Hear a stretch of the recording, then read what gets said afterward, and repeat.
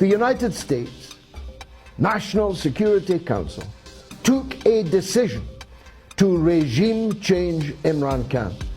Pakistan, a country of 220 million people, just like that, the National Security Council decided that their Prime Minister had to go. How's that for interfering in other countries' politics?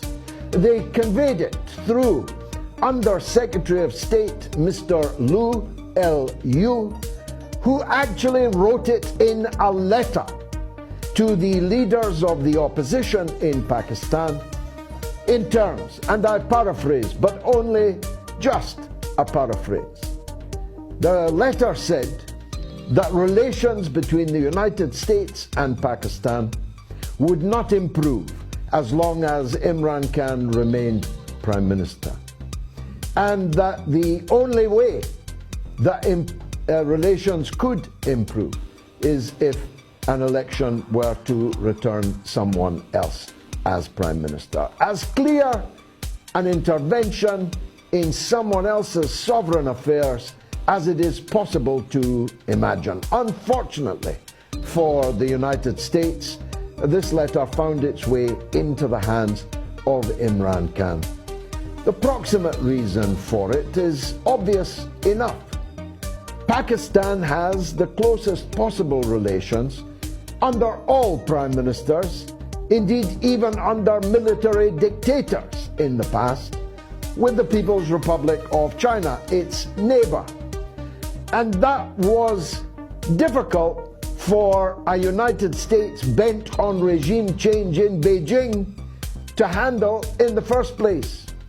But on the first day of the Russian military operation in Ukraine, where was Imran Khan? He was in Moscow, signing a deal with President Putin to receive, at knockdown prices, a guarantee of Russian gas and a guarantee of Russian wheat, in order to heat his people, in order to feed his people, in order to keep the wheels of industry turning for his people. In other words, he was doing his job, his duty as the Prime Minister of Pakistan. But this double harness of a Pakistan in closer cooperation with Russia and in an ironclad alliance with China lit a fuse which they hoped, still hope, would lead to the explosion of Imran Khan's premiership.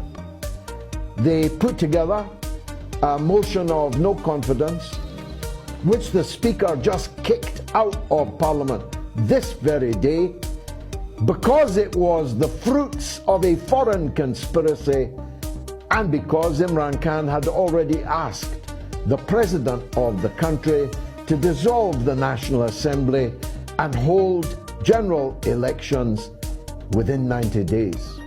General elections which I confidently predict will see Imran Khan sweep the country if the United States does not ensure that the army, whose top brass are playthings of the United States and always have been, ever since the country was created, the military which hanged the martyr Zulfikar Ali Bhutto, the military which overthrew elected prime ministers like Nawaz Sharif, like Benazir Bhutto.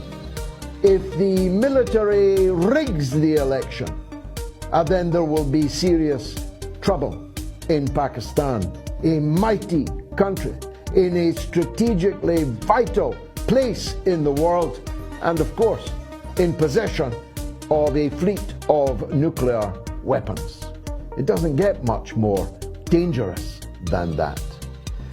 Even worse, they may kill Imran Khan, their cricketing hero, their Prime Minister who has stood tall and been visible throughout the world as a champion of justice in Pakistan, in Asia, and in the world.